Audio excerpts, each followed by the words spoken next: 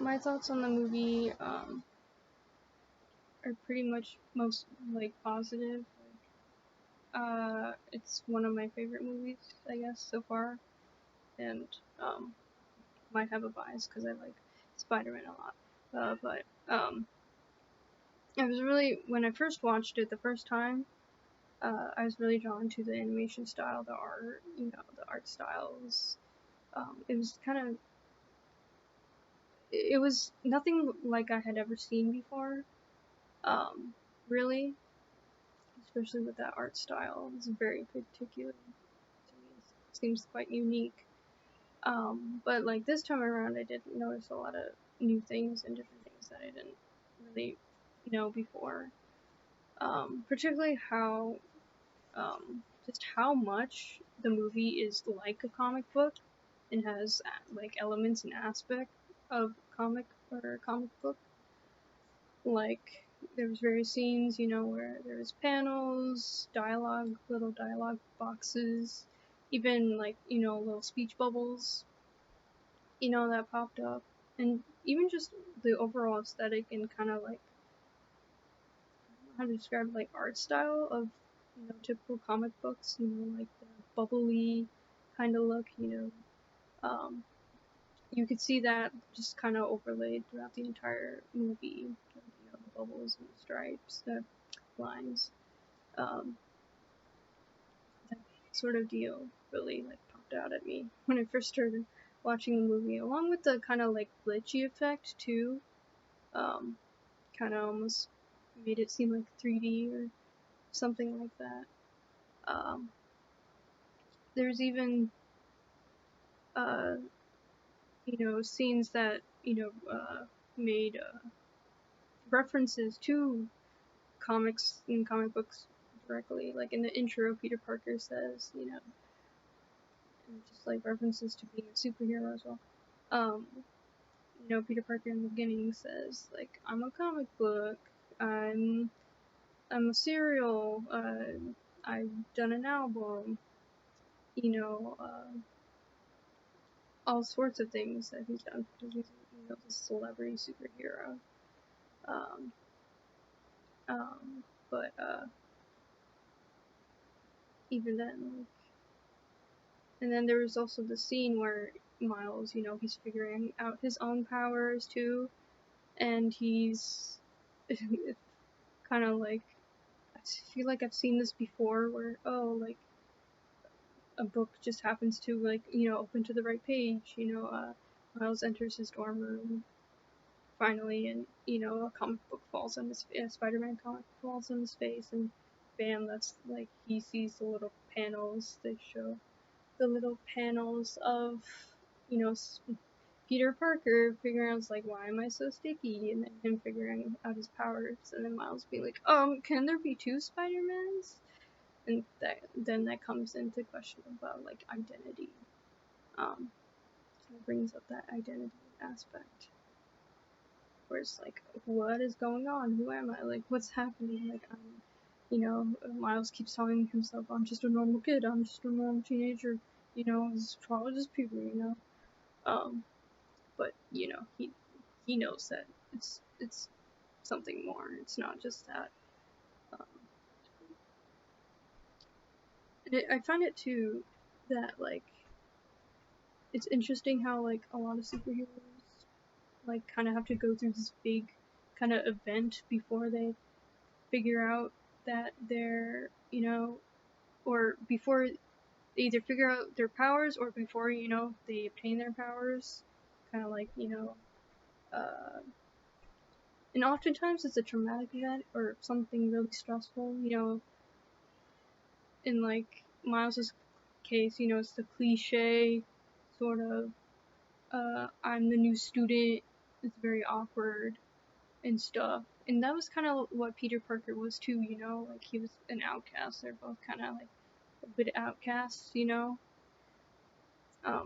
within school.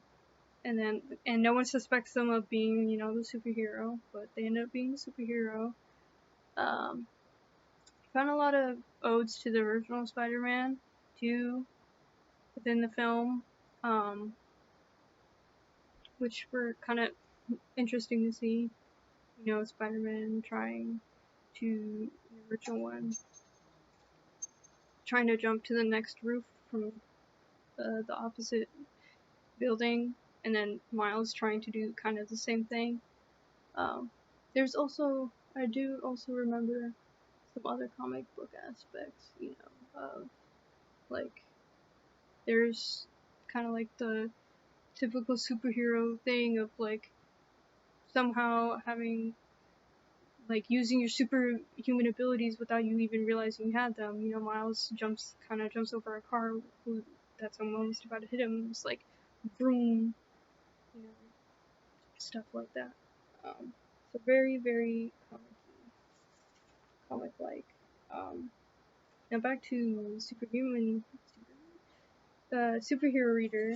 Um, I did remember that, you know, Peter Coogan mentioned that like how comics promote, you know, separation of the superhero and other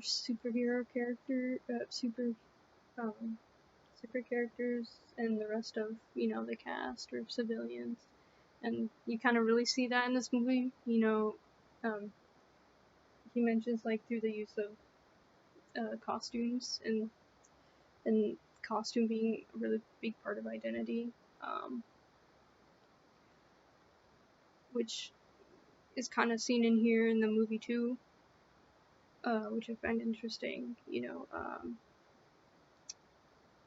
Peter Parker's once he dies, you know, his costume, you know, obviously he doesn't have his mask on, his identity is revealed, right? And like as soon as like, you know, he dies, like Miles ends up like, you know, going to the store where, funny enough, Stan Lee is the cash register. He buys super. I keep wanting to say Superman, Spider-Man. Excuse me if I've said Spider-Man before. I mean, excuse me if I said Superman. I mean Spider-Man.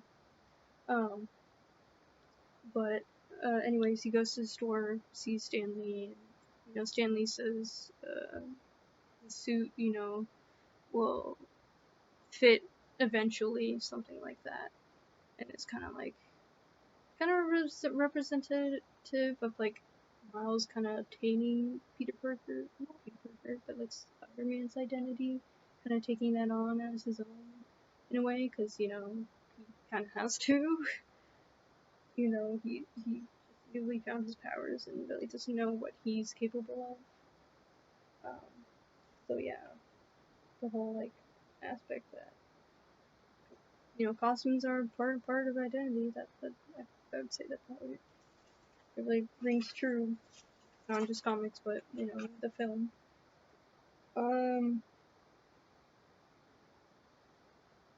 there was a lot of, you know, I don't want to make this too long. Probably I've already made this too long.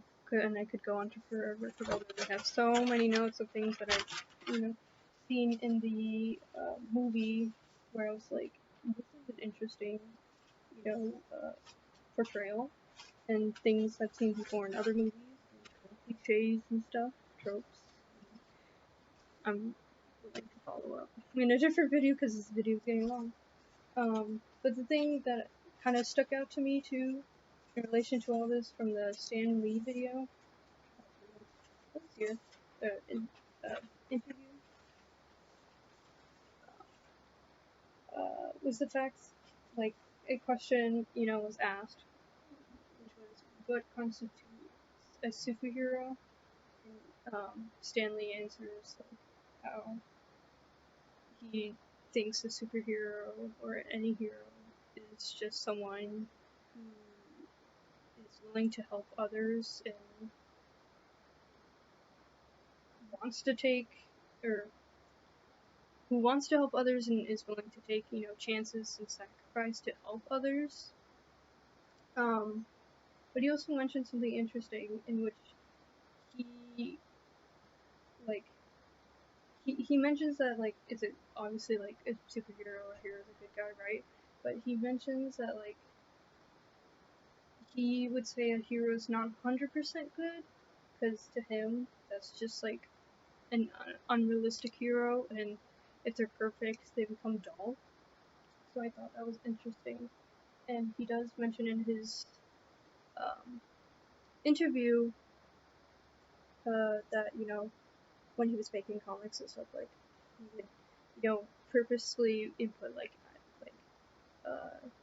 I guess trials, tribulations for the character, you know, to go through Spider-Man, which is very evident with the Watch Mojo video too, where we watch, you know, the kind of history of Spider-Man. He went through a lot of traumas, grief, things that tested, you know, his abilities and his will to move on, which he ended up doing. And also in that video did mention the whole multiverse thing, which I found interesting. I thought that was actually made for the movie. I didn't know that it was originally actually part of the comics, so that was actually quite interesting too. But yeah, I probably made this way too long, so I'll probably end it here. But if you have any questions, let me know.